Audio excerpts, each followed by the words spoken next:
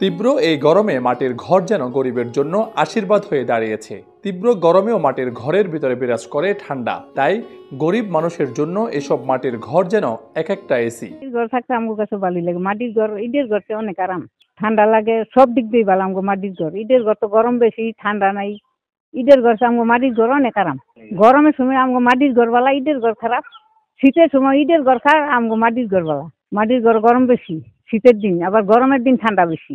আমার বিয়ে হয়েছে 65 বছর, এই 65 বছর হয়েছে এই ঘর দেওয়া। এতদিন ধরে এই মাটির ঘর আমি আবার পরে এই ঘর দিছি, আমার হাতে রয়ে গেলে। Jamuna AC, the goodness of purified air.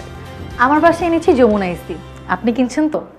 দিনে হচ্ছে আপনার মাটির ঘরে অনেক গরম লাগে, বাইরের ঠান্ডাটা ঘরের ভিতরে কম যায়।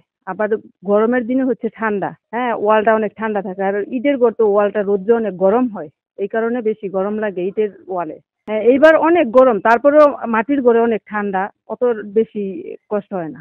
আর এখন তো আসলে মাটির ঘর বেশি একটা নতুন বানায় না, কারণ আগের যেগুলো ওগুলাই 50-60 বছর আগের বাড়ি ঘর এগুলা।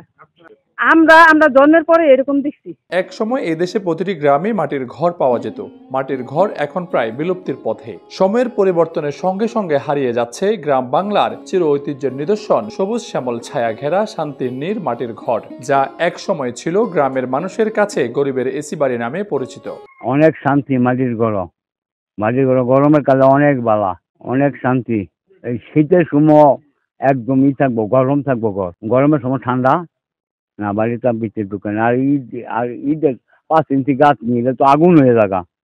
আমার ঘরটা খরচ গেছে 1,20,000 টাকা, বিল্ডিং এর সমান টাকা লাগে। মাটির ঘরে থাকতে আমার অনেক ভালো লাগে এবং ঠান্ডা লাগে, হ্যাঁ, কোনো গরম লাগে না। শীতের দিনে গরম, গরমের দিনে ঠান্ডা।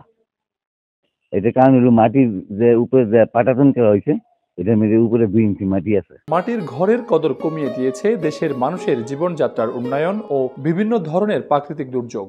এসব মাটির ঘর ঠান্ডা থাকায় এক সময় গরিবের শীতাতপ নিয়ন্ত্রিত ঘরও বলা হতো।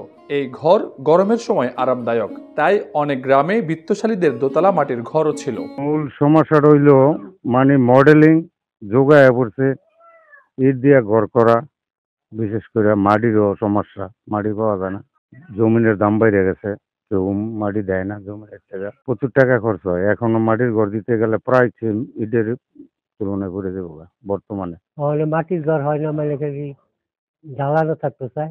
একের বিল্ডিং এর মধ্যে, বিল্ডিং টা কম পরে খরচ আরো না, অনেক আরাম পাওয়া যায়। কারেন্ট না থাকলেও একটু শান্তি পাওয়া যায়।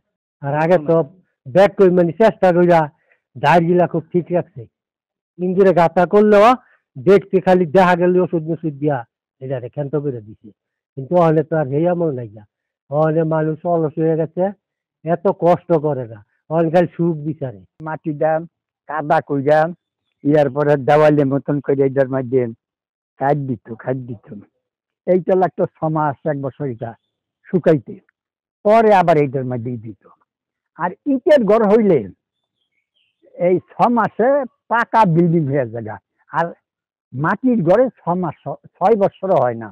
এই জন্য মাটির ঘরে যতই সুবিধা থাক কিন্তু মানুষে করে না, কারণ সেই মানুষের মানে এত সময় নেওয়ার সময় নাই।